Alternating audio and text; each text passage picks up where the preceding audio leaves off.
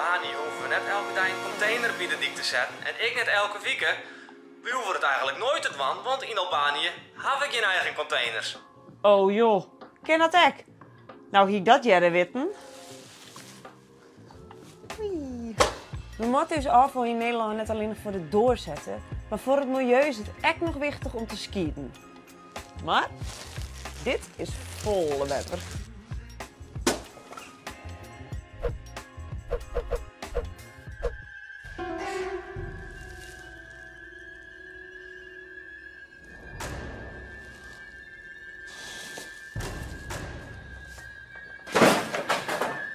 Oké, dit kan echt net de bedoeling wezen.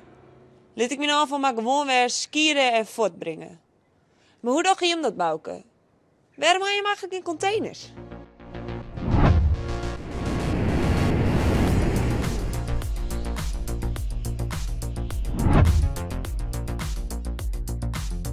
Ja, in Albanië hoeven we net elke dag een container bij de dik te zetten. En ik net elke week. We hoeven het eigenlijk nooit te doen, want in Albanië heb ik geen eigen containers. Toch heb ik genoeg afval en ik ga wat voor je verzamelen. Zie maar even mij.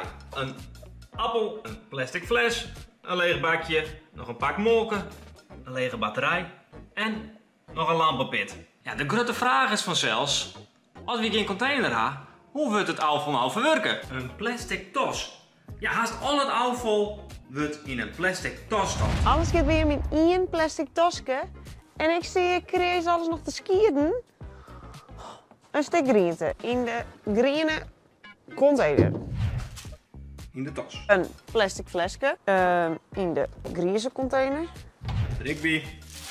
Een pak met plastic in de grijze. En papier in de papiercontainer. En het pak molken kan er vanzelfs ook wel bij.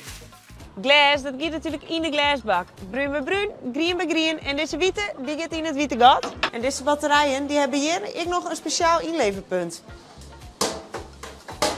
Ja, zelfs de batterijen gaan in Albanië in dezelfde afvalbak. En glascontainers, die hebben we in Albanië ook net. Die stappen we er mooi bij in. Ja, maar het poetsje in hoor, maar ik oer de strit, hè. Want de container ga je dus net bij huis. Maar die zit op het eind van de dik. Ja, dat is soms best wel een eindje rennen.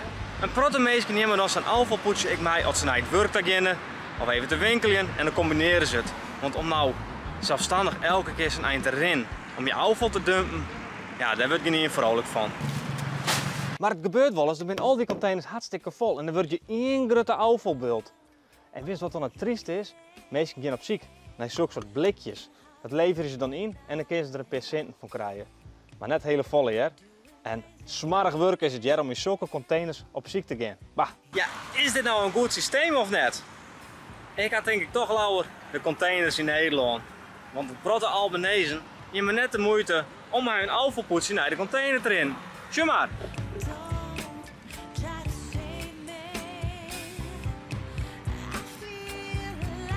Safvolle afval langs de dik, daar word je toch net vrolijk van.